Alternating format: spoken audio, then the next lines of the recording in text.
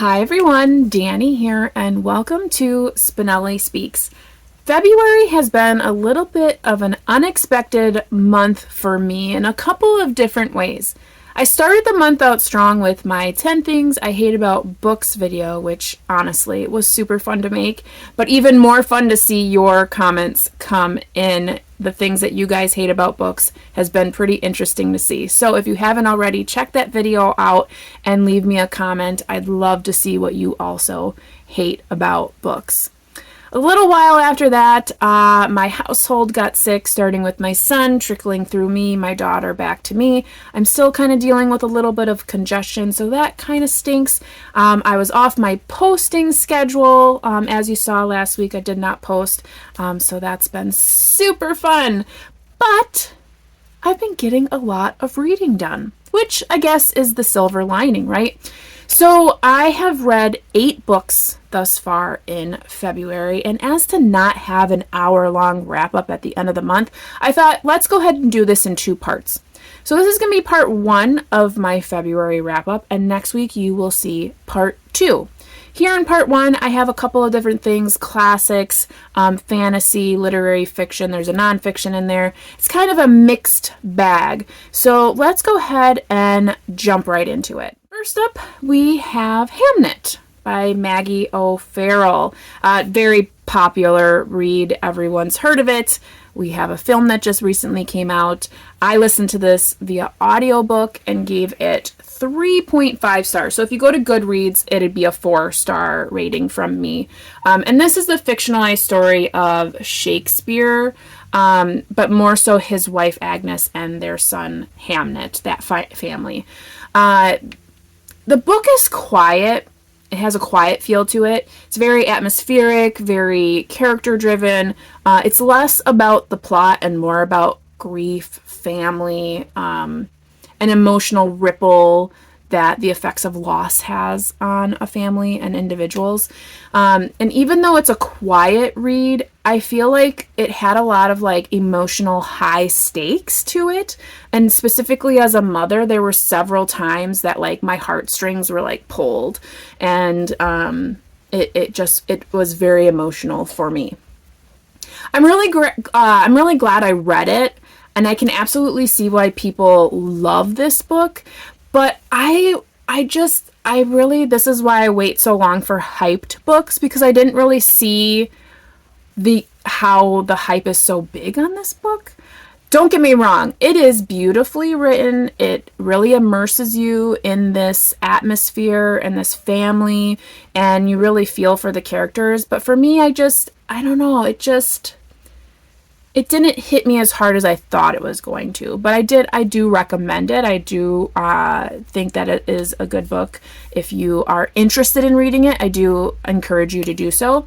I would be interested, if you've seen the film, let me know what you think about the film. I had a friend who has seen the film twice now, and absolutely loves it, but did not read the book. So let me know in the comments. Have you read and seen the movie? Have you seen the movie? What are your thoughts on Hamnet? Next, we have The Shadow of the Gods by Gywnne. This is a epic fantasy, so switching from that historical fiction over to fantasy. I also listened to this via audiobook, and I also gave it 3.5 stars. This is a Norse-inspired fantasy following multiple characters. So you have multiple POVs, and the characters themselves are from different walks of life. So you're really getting a different perspective. So I think there's like a slave, a noble woman, and then I think there's one other one. This was from the beginning of the month, and I literally read this in 2 days, so there's a few details that I might be missing. But honestly, it was very cool. It kind of reminded me a little bit of Robert Jordan's Eye of the World, just that like really immersive world building with multiple characters. And not that this was a quest book, but there is a little bit of questing. There's a lot of warring, and let me tell you, I'm pretty sure every single chapter there is some kind of like fighting or battling I felt like that is. It felt like every single chapter there was something happening. So, very exciting. Very exciting. It has multiple POVs, lots of action, brutal fight scenes. There's also a lot of like really getting to know these characters in a way that is singular, and I really appreciate that. Now, that being said, I don't know that I'm ready to continue in this series. Now, it's only a trilogy, which is wonderful. We have so many books out there right now that are like massive series. But I don't know if I'm ready to like really keep diving into this series. This first book is really, you can tell it is setting up for something much bigger. And that is, I'm like kind of like afraid, like, oh, this is going to be a lot. So I think I'm going to table this for right now. I did wait almost an entire year for this book through Libby. So the next one, I don't even have access to. So I think I'm gonna use that as my excuse. I'm gonna wait it out. But I do highly recommend, if you like epic fantasy, you like Norse inspired stuff, dragons, you should definitely jump into this series. So yeah, that is Shadow of the Gods. Next up, completely switching gears. As you can tell, I have not put these in any good order. I just pretty much have been giving you the books as I read them. So the next book I read in February is Frome by Edith Wharton. I did give this 3.5 stars. So again, 4 stars on Goodreads. I picked this up. This is part of my 40 before 40 challenge. So if you haven't seen that video, check that out. So I did want to read this classic. I listened to it actually whilst doing my Double Booked Co. reading sprints. So I was able to finish that whole story in those sprints. So that was kind of nice. And I was also puzzling. So it was a nice, fun event to read this book. Now, is the book itself, was that something that was fun to read while I was puzzling and chatting with friends? No. Because it's a very short classic, and it is about a man stuck in a very depressing marriage within like a very depressing atmosphere. Like it's the dead of winter. Everything's stark and dreary. So it's like mimicking his marriage. This book is a book or a story that you would find in any classroom to discuss all the different things. It's aggressively miserable. Like this guy is miserable. And it's hard because you have all these characters, and when I say all these characters, you have like 3 characters. But you're in a quandary of like, who are you sympathizing with? Who here is like the relatable character? Who's doing the right, the wrong, the, gray? Who do you sympathize with? And I don't know that I sympathize with any of the characters. You start to like lean, oh, this poor Maggie. I think her name was Maggie. I don't remember anyone's name after reading books. Like I will remember all the details to a point. Like really like a really wide range of like random things. But like when you ask me what their names are, yeah, I think it was Maggie. Maddie? Maddie. It was Maddie. Anyways, it's a great classic. Wharton does an amazing job of really keeping things tight. So creating the atmosphere, creating the relationships between the, it's like a wife, I wouldn't say she's not a servant, she's the niece of the wife, but she's there to kind of like help, but they're also like helping her because she doesn't really have anywhere else to stay. And then the husband, who is not satisfied with his marriage, but also really like finding he's like falling for this Maddie. So there's like this cold isolation that we find that this Ethan is living in. And there's just like a lot of emotional heaviness. And It's short. It's a very short read. And the way it starts, it's actually being told from an outsider. So you kind of get the ending of the story without all the details. So when I started reading it, I was like, oh, this feels like Wuthering Heights. But it was not Wuthering Heights. It was much different. So I appreciated this more than I enjoyed it. And if that makes any sense. Because it was a decent story. I could definitely see like discussing this in a classroom and having a lot more fun with that piece, like actually discussing everything. Then I enjoyed the story, just because like all of the characters, I was just like, you guys all stink. Like, I don't like any of you. But for my first Wharton reading, I was pleased, and I'm glad to have completed it. Glad to take it off my 40 before 40 list. Okay, here we go. This one is a doozy, okay? The Poisonwood Bible by Barbara Kingsolver, okay? So again, this is another book off of my 40 before 40 list. I did rate this 4.25 stars. It took me a little bit to get through. So I did read this physically. I had access to it digitally as well, but I only did digital reading like in the very beginning, and then I was able to sit down a couple of nights and actually read it from my physical copy. And this book, I can definitely see, like, if you want to have a book that you could talk about for an entire week in a book club, this is going to be your book. This book is so, I mean, not only is it long, but it covers so much. So the story follows a missionary family who moves to the Congo to, spread the word of Christ. And it's told from multiple perspectives, specifically the 4 children, which are all daughters. And 2 are a pair of twins.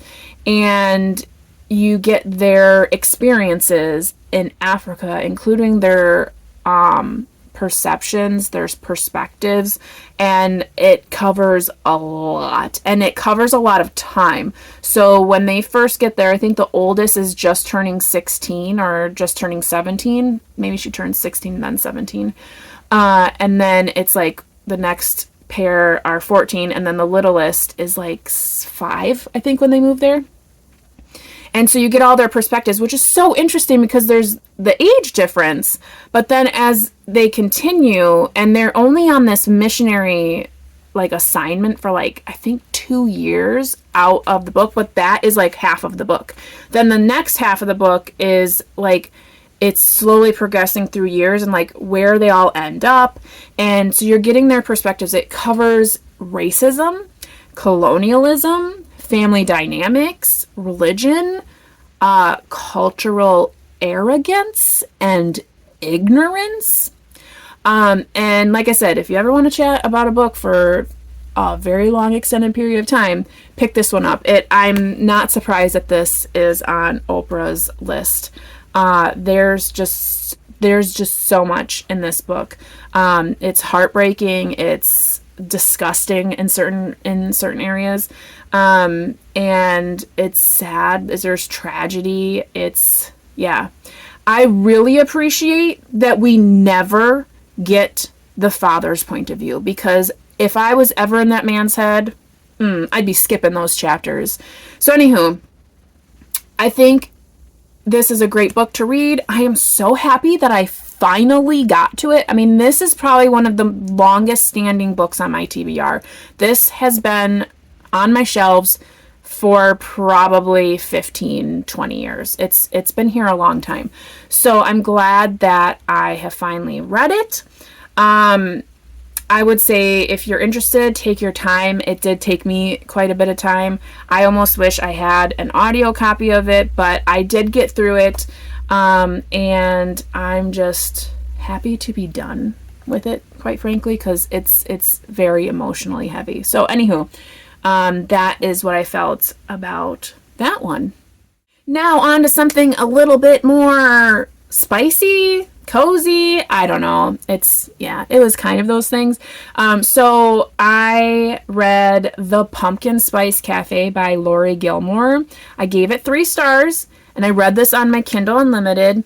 I saw somewhere, because of course we've seen this book everywhere. It's been all over Target. Not that I go to Target, but you see everyone going to Target to get this book.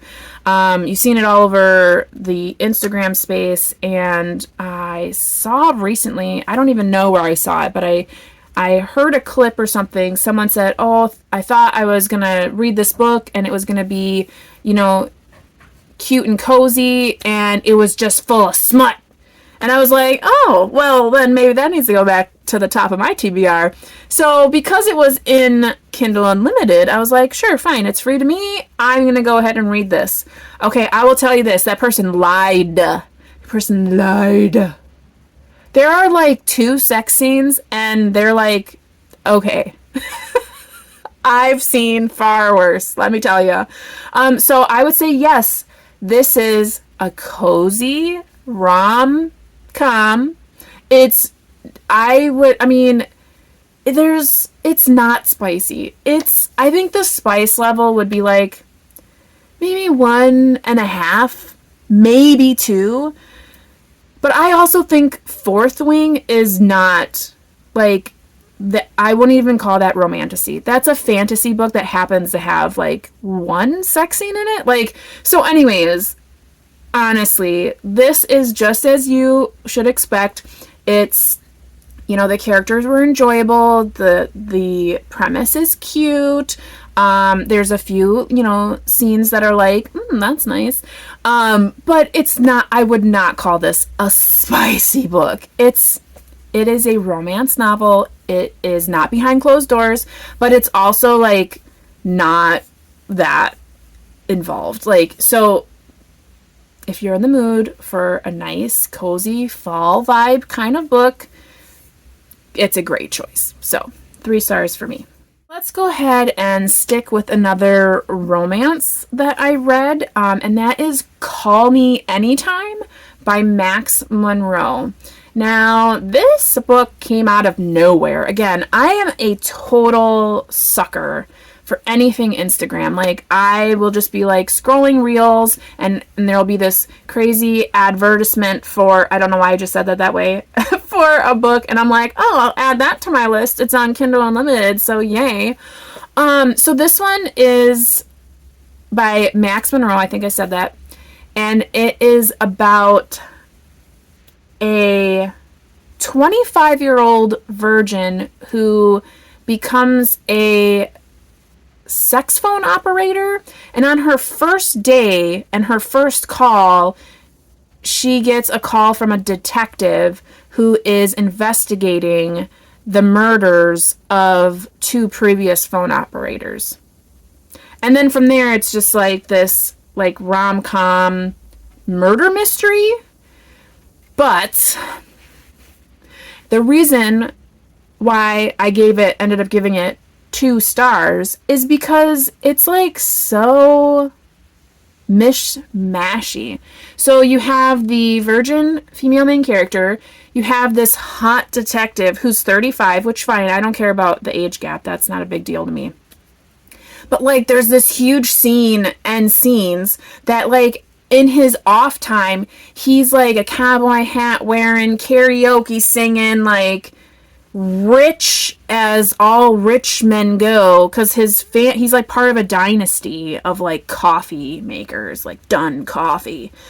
And then on top of all of that, like the whole reason why this main character has to do this sex phone operator, because it makes her so much money, is because she has like a reverse mortgage on her house because her mother has early onset Alzheimer's, and she has to pay for like the house and the caretaker and all this stuff. But like, and that's not the thing. The thing is like the mom with her Alzheimer's is like living in the show NCIS. So every time that this female main character enters the house, it's referenced that she hears the show NCIS, and the mom like refers to her as Ziva. So if you're familiar with the show, Ziva.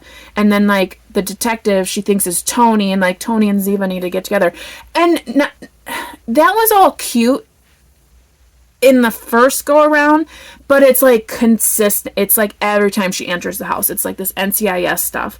And it's really just, it feels like a really big advertisement for watching NCIS. Don't get me wrong, I've watched that show. I love that show. I mean, Gibbs is my man. Mark Harmon.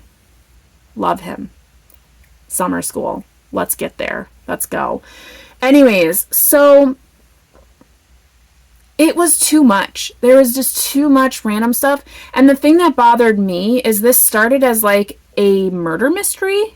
And that took the back burner for like the majority of the book. I kept thinking like, so when are you going to come back and like, I don't know, investigate this murder? Because it's kind of like the murderer's out there and he's killing people that are specifically on this phone line. And then it's very obvious that the mom, even though in her like non-reality state, she is literally like solving the crime by solving the crimes on NCIS. 2 stars. However, I mean, if you like something fun and a little bit silly, like, I mean, I wouldn't necessarily call it fun. I don't think it was that fun. I think it was a little bit silly and a little bit like, I don't know. It was very unbelievable. I didn't really go for it very much. I was like, okay. There were cute parts that was like, yeah, but yeah, not for me. 2 stars. So we have another downer. We have another 2.5. So I gave it a 0.5, 2.5 stars for this nonfiction, which I finally finished. I think I started this over 2 years ago and was like, okay, I'll just finish this book because, yeah. So I had like half of it left and I was like, okay, let's just finish this book and get it out of my space. And that is Spare by Prince Harry. I do not follow the royal family closely enough to really have an opinion or anything about them. I don't. I enjoy seeing snippets here and there simply because I, as a kid, really adored Princess Diana. I distinctly remember where I was the day we saw the news regarding her death. And I grew up with the princes. Like, you just always knew about them. You always kind of knew what they were up to. And I've really enjoyed the Meghan Markle saga. Not so much the negativity piece. Like, I'm really sad about that. I do love her show on Netflix. I don't care what anyone says. It's pretentious. It's over the top. Would I do any of those things? Probably not. But it is absolutely lovely. I don't care if she is putting up the most pretentious show on planet Earth. I think it's lovely. I just love watching it. I love watching the facial expressions of all of her guests. I think it's wonderful. So I'm glad that that's there. Anywho, back to Spare. So, I gave it 2.5 stars. I listened to it via audio, which is probably the only thing that I actually liked about this book because it is read by the author. It's his memoir. It's meant to be like about his life experiences, his experience specifically within the royal family and everything that's kind of like led him to now, which is, I think this was published in 2023. So like it's right up through him getting married and I believe his first child. And it felt like it was supposed to be like this is how it really happened, but really it did not feel like that. It felt really forced, and it felt like in all of his life he never did anything wrong. And I'm not saying that in some of these experiences that he shared that he was correct or he was being taken advantage of. I'm not saying any of that. Obviously, I am not there. I am not privy to any of this information. No one will ever know how anything actually went down. But I feel like as a storyteller and as someone who is sharing their life as they see it, so it's their perception, their way in which they, saw things. I just feel like he just never did anything wrong. He never he talks about flight school and he talks about his time in the war. And like, there's these specific examples about how he's like, he wanted to do this, but a commander told him no. And then it turned out he was right, like 3 times. And then like things that he would do in his personal life, and then he would come back, he would fall back on like, well, they told me to do it that way. And then everything was flipped to make it look like I was the bad guy, or that it was my idea, or, you know, just the wrong place, the wrong time. And don't get me wrong, maybe that's what it is, but just the way that it was told in the book, it just felt like it was all like, I don't know how to explain it. It didn't feel right. It was like damage control almost. And then when he gets to the part with him getting married to Meghan Markle, which was like the most exciting part that I wanted to get to, it was obviously all very depressing. It was all very like, you know, love at first sight, and you know, everyone's against us and she's the perfect person. And again, I am not saying this way or that. I don't have any opinion on these people at all. I don't follow it close enough. And even if I did, we don't know what the story is, and it's not really our place to know the story. I'm just speaking of what he wrote in the book, which just felt very like, woe is me, look what they all did to us, and I never, like, all these things just happened to me because I'm the spare. And I have no say, I have nothing, and I couldn't do anything about anything. Which very well could be the case, but it just, the way he was saying it all, I was just like, this is the smallest violin. Like, again, I have sympathy and empathy for this couple, and it just felt very whiny. I feel really bad for saying that because it's someone's memoir. It's their emotions. They put it on the table. They've given it to us to see, but that's just it too, is you've given it to us to see. So I don't know. I just felt like it was like a whiny baby. Just that's so terrible. I don't wish any of the stuff that happened to Meghan Markle during their dating. I really empathize with her. Like, that really is terrible. And for him throughout his life, and especially what happened to his mother. And I think that's where the soft spot is that, you know, we care for these sons because of their mother, mostly. And yeah, so there's just a few things that I was like, I'm not on board with that. I'm not sure that I'm not following you there. So anyways, I don't regret reading it because I was curious. Now my curiosity has been fed, and I can move on. It wasn't my favorite. We'll never know what the whole and true story is, but there it is.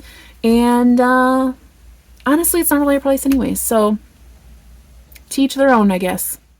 Okay, here is the last one, and it's the best one. I saved it for last. And that is The Time Machine by H.G. Wells. Now, this is a sci-fi classic. Is written in the late 1800s. And it is on my 40 before 40 list. And I could not be more happy to have read this. I'm very pleased. I would say it's my favorite book so far. I think it's my first 5-star rating of the month, if not the year. And I don't give 5 stars out very often. I'm kind of a stinker about that. I'm not good about giving 5 stars. So anyways, The Time Machine. I listened to this via audio in one sitting, more so one round of dishes, and loved it. It's about a scientist who travels into the very distant future. And when I say very distant, I mean 800,000 years.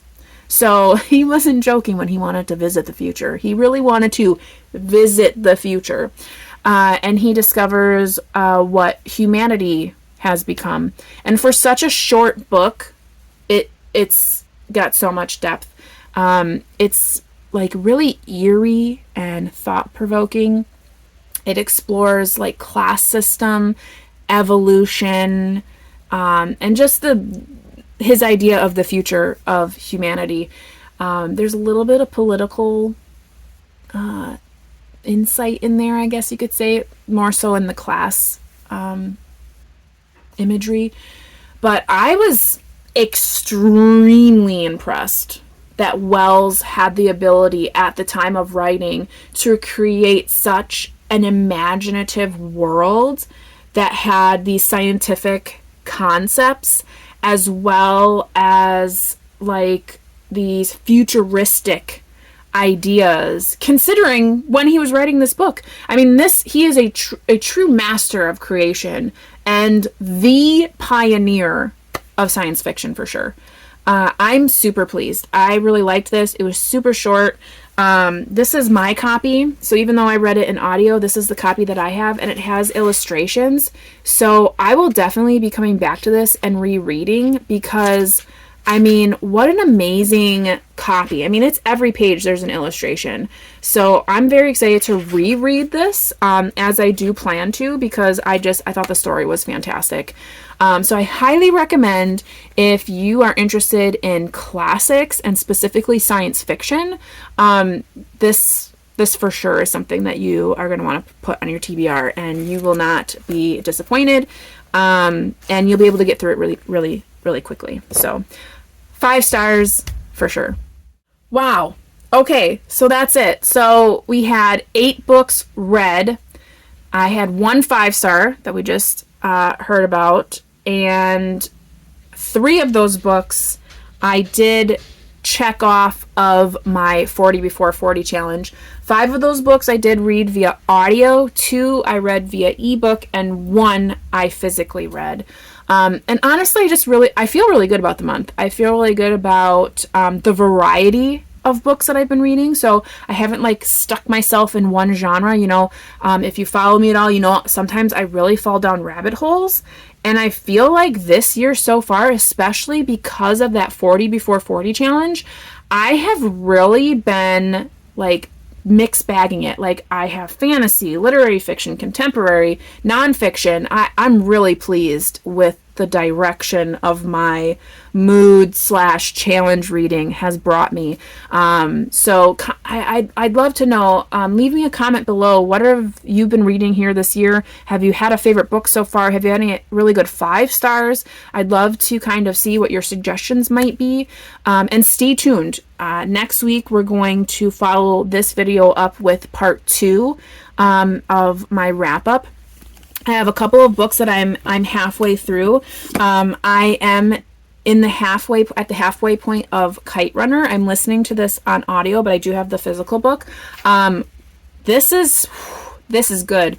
It's quite heavy, and there's some nastiness in there, and I'm really interested to see where that's going. So I'm eager to finish that. Like I said, I'm halfway through that. I am still reading my buddy reads, so I have Angels and Demons. I'm about 100 pages into that. And then Sarum, I am, I think chapter 3 or 4.